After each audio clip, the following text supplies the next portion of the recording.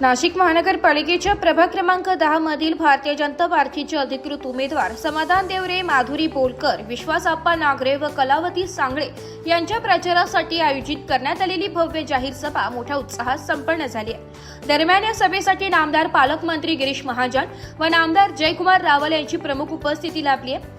जाहीर सभेत उपस्थितांना संबोधित करताना नामदार गिरीश महाजन यांनी भावनिक व आक्रमक शैलीत भाष्य केले। प्रभू श्रीरामचंद्रांच्या पदस्पर्शाने पावन झालेल्या या भूमीला मी नमन करतो असे म्हणत त्यांनी नाशिक शहराशी असलेली आपले नाते अधोरेखित केले। ज्या शहराने आम्हाला मोठे केले, काम दिले, घर दिले आणि ज्या गावाने घडवले त्या गावासोबत आम्ही नेहमी कटिबद्ध राहिलो आहोत आणि राहू असा ठाम विश्वास त्यांनी व्यक्त केलाय। तसेच या परिसरात खानदेशी नागरिकांची संख्या मोठ्या प्रमाणात असून हे सर्व नागरिक भारतीय जनता पार्टीलाच मतदान करतील असा विश्वासही त्यांनी यावेळी व्यक्त केलाय। या सभेमुळे प्रभाग क्रमांक 10 मधील भाजपच्या प्रचाराला नवचैतन्य मिळाले असून कार्यकर्त्यांमध्ये उत्साहाचे वातावरण निर्माण झाले। नाशिकच्या पवित्र शहरामध्ये प्रभू रामाच्या पदस्पर्शाने पावन झालेल्या भूमीला मी नमन करतो। नाशिक ही हिंदुत्वाची अत्यंत महत्त्वाची भूमी आहे आणि मग भारतीय जनता पार्टीच्या उमेदवारांच्या प्रचारासाठी मी आलो होतो। प्रभाग 10 मध्ये आमचे 4 उमेदवार आहेत। पूर्ण नाशिक शहरामध्ये कमळाच्या निशाणीवर भारतीय जनता पार्टीच्या याच्यावर निशाणीवर आमचे उमेदवार उभे आहेत। आपण जर बघितलं तर मागील 1.5 वर्षापूर्वी ही दिल्लीची केंद्राची निवडणूक झाली। दिल्लीमध्ये भारतीय जनता पार्टीचं सरकार आहे। मुंबईमध्ये 1 वर्षापूर्वी जी निवडणूक झाली तिथे भारतीय जनता पार्टीचं महायुतीचं सरकार आहे। तुम्ही जर बघितलं नाशिकमध्ये सगळे आमदार भारतीय जनता पार्टीचे आणि मग स्वाभाविकच जनतेने हे ठरवलेलं आहे, हा निर्धार केला, निश्चय केला की गल्लीपासून तर दिल्लीपर्यंत भारतीय जनता पार्टीच्या कमळाच्या निशाणीवर मतदान करण्याचं ठरवलं आहे। कारण नरेंद्र मोदी साहेबसारखे, देवेंद्र फडणवीस साहेबचे महारथी आमच्याकडे आहेत आणि म्हणून त्यांच्या विकासाच्या मुद्द्यावर विश्वास ठेवून या सामान्य लोकांना भारतीय जनता पार्टीने ती उमेदवारी दिली आणि म्हणून सगळे मतदार नाशिकचा रेकॉर्ड ब्रेक निकाल आपण सगळेजण ऐकणार आहेत। कारण पुढच्या काळामध्ये कुंभचा मेळा आहे आणि जगातले देशातले लोक ज्यावेळेस येतील तर भारतीय जनता पार्टी या गोष्टीचा विकास करू शकते आणि म्हणून सामान्य लोकांनी ठरवलं आहे, हा निर्धार केला आहे की त्यांचं मत कमळाच्या निशाणीवर भारतीय जनता पार्टीला। आज मी नाशिकनी पवित्र भूमीमा येईल आणि प्रभू राम यासना पदस्पर्शतीन पावन होईल भूमी आहे। भूमीला मी नमन करस। आपल्या खानदेशी माणसे जेथे बी जातस ते प्रामाणिक राहतस। या नाशिकनी भूमीने आमले सावली दिली, आमले 2 हाताचे काम दिलं, बिन म्हणजे थैलीवर येल होतो ताटे बंगला दिला आणि म्हणून ज्या गावनी ज्या शहरनी आमले बट सांभाळले त्या गावना बरोबर आम्ही साखर निघत दूधमा त्यामा गोड वैगवत आणि म्हणून आम्ही ठरवलं की नाशिक जर हिंदू नगरी आहे, कुंभ नगरी आहे, तर आम्ही बी त्याचबरोबर भाजपलेच मतदान दिसूत। आमना बाकीना आता तर कथा बी होतील पण आम्ही पूर्ण खानदेशकर आई ठरवले की खानदेशना मते या कमळलेच भेटतील आणि आम्ही सगळे एकत्रित वैष्णवी कमळले मतदान करतो। खानदेशच्या तमाम लोकांना मी विनंती करतो की बट्टाजन एक व्हा आणि त्या दिन 15 जानेवारीले सकाळी पहिलं काम करा, ते मतदान करा आणि ते कमळना निशाणीवर करा एवढी विनंती करतो। आमची सीमाताई असेल, आमचे परांदेताई असतील, राहुलजी डिकले असतील, या सगळ्यांचा हात बळकट करा ही विनंती करतो आणि विश्वास आहे की महाराष्ट्राच्या पेट्या फुटतील तेव्हा मुंबईवर बी आमचा कमळाचा भगवा असेल, नाशिकवर बी कमळाचा भगवा असेल आणि धुळ्यावर बी कमळाचा भगवा असेल। महाराष्ट्रामधलं भाजपचं सरकार स्थापन केलंय, तुम्ही आम्हाला आमदार मंत्री बनवलंय, दिल्ली आमच्या ताब्यात आली, पण गल्लीचा माणूस सुद्धा भारतीय जनता पार्टीचा असला पाहिजे तो प्रयत्न तुम्हाला करायचंय, ती विनंती करण्यासाठी मी आलोय आणि तुम्ही सगळे मला खात्री द्या। मी फार दुरून आलो, आमच्या छोट्याशा धुळ्यामध्ये निवडणूक चालू आहे, मी ते सगळं सोडून आलो तर आमचे लोक इथे सुद्धा आहेत आणि मग आपण सगळेजण हात वर करा आणि मला शब्द द्या, मी म्हणेल भारतीय जनता पार्टीचा जोरात नाशिक हल्लं पाहिजे। भारतीय जनता पार्टीचा, भारतीय जनता पार्टीचा आपले मत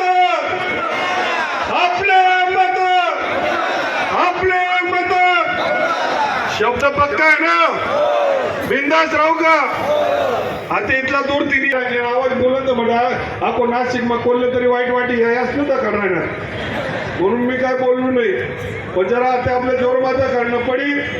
खानदेशने प्रत्येक माणूस एक विचाराने एक दिलाने, कारण आम्ही प्रामाणिक लोक आहेत, कष्टकरी लोक आहेत. ज्या मातीने आम्हाला संधी दिली, ज्या झाडाने आम्हाला सावली दिली, तिथे आम्ही खानदेशकरांनी ठरवलंय की या नाशिकच्या दुधामध्ये साखरेप्रमाणे महत्प्रमाणे मिळून जायचं. आणि तुम्ही जर नगरसेवक दिले तर आम्ही ठराले पक्क कमळलेच मत देवाने पक्क आहे ना? मला ऐकू येत नाही, जोरमान बोला हो. खानदेशने पटामध्ये भेटते ना कमळले. आपला तसा बी 2-3 लोक उभा राहिले, पण त्यातले जाऊ द्या. आता आपण ते पक्का भाजप नाही, कारण हिंदुत्वाना माणसे आम्ही गल्लीमा बी भाजप आणि दिल्लीमा बी आई. आपण पक्क करा जरा. कोण कोण आहे झाले जरा थोर करा म्हणे भाषा जास्त समजा. जोरमा भारत माता की भारत. की आपण जरी इथे MIDCचा परिसर असला, बहुतांश लोक फॅक्टरीमध्ये काम करणारे लोक असले तरी हे मूळ शेतकऱ्याचे मुलं आहेत, हे शेतकऱ्याचे सुपुत्र आहेत. यांचे परिवार आज सुद्धा शेती करतात, गावाकडे मेहनत करत असतात. आणि आमच्याकडे शेतकरी हा कष्ट करत असतो, शेती माल तो पिकू शकतो, पण पिकवलेला माल हा विकण्याचं काम फार अवघड आहे. केळी पिकवली, भाव कमी झाला. पपई पिकवली, भाव कमी झाला. कांदा पिकवला, भाव कमी झाला. अरे जे आम्ही पिकवतो त्याला भाव मिळत नसतो आणि ते खातं आता माझ्याकडे आलंय. ती जबाबदारी माझ्याकडे आली. आणि मग ताई मला सांगायचंय की नाशिकचा विचार करत, खानदेशचा विचार करत मी जेव्हा मागच्या काळामध्ये समृद्धी महामार्गावर गेलो त्यावेळेस मी पाहिलं की जगातलं सर्वात मोठं महामार्ग देवेंद्र फडणवीस साहेबांनी बनवला. येणार तिथे रेलपोर्ट येणार, बुलेट ट्रेन येणार आणि तिथे भारतातलं सर्वात मोठं मार्केट कमिटी ते तिथे मी आणणार आणि नाशिककरांना आपला माल विकण्यासाठी फार सोपं पडणार आहे. या पालघर जवळ दापचरी गावाचे दापचरी गाव, त्या दापचरी गावावर 1200 एकरवर जगातलं सर्वात मोठं मार्केट कमिटी शेतकऱ्यांच्या शेताला माल देण्यासाठी ते उभं करणार आहे. आणि आमच्या खानदेशातला आमच्या नाशिकच्या मालाला अधिकच्या किंमत मिळेल. केवळ ते महाराष्ट्रामध्ये नाही तर भारतामध्ये विकू शकतील. आणि भारतामध्ये नाही तर जगाच्या कुठल्याही कोपऱ्यामध्ये आमच्या शेतकऱ्यांचा माल, आमच्या शेतकऱ्यांचा फुलं हे गेल्याशिवाय राहणार नाही. अशी व्यवस्था निर्माण करण्याचं काम आम्ही करतोय. आम्हाला आमचे बंधू नागरेजींनी, विश्वास नागरेंनी समस्या मांडली की आपला MIDCचा रोड आहे. आता तुम्ही मांडली, मी पाहतो बी एकदम ट्रॅफिक जाम आहे.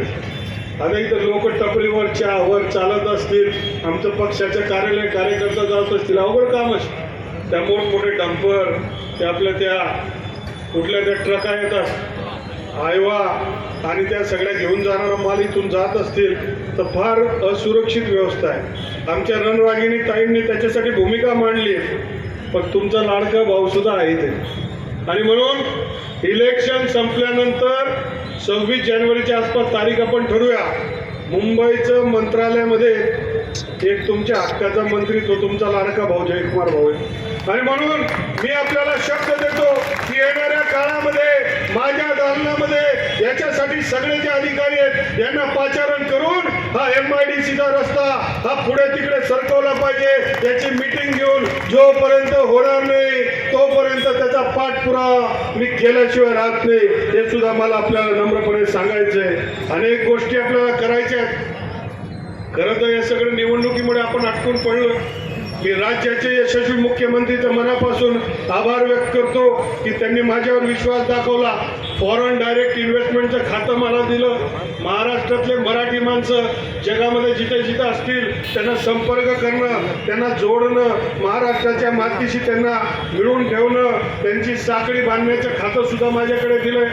आणि सर्वात मोठी जबाबदारी ताई मला जर दिली आहे तर छत्रपती शिवाजी महाराज हे जेव्हा आग्र्याला गेले होते त्या आग्र्याला कुठं थांबले, काय व्यवस्था होती, कुठं काही झाले, कसे निघाले, हे सगळं इतिहास पुढच्या पिढींना आठवण ठेवलं पाहिजे. आणि म्हणून आग्राचं छत्रपती शिवाजी स्मारकाचा अध्यक्ष म्हणून राज्याच्या मुख्यमंत्र्यांनी मला जबाबदारी दिली आहे. मी तुम्हाला शब्द देतो की उत्तर प्रदेशच्या त्या भूमीवर छत्रपती शिवाजी महाराजांचं भव्य दिव्य असं स्मारक हे पुढच्या काळामध्ये आम्ही निर्माण करू आणि तुम्हा सगळ्यांना तिथे घेऊन ते दर्शन देऊ. जसं रामाच्या पदस्पर्शाने नाशिक पावन झालंय तसं आग्रा सुद्धा जी हवेलीमध्ये ज्या बिल्डिंगमध्ये ज्या महलामध्ये आमचे छत्रपती शिवाजी महाराज राहिले तिथे जाऊन माथा टेकून नतमस्तक करण्याची ही संधी सुद्धा आपल्याला मिळते. ब्युरो रिपोर्ट, नाशिक लोकशाही न्यूज, नाशिक.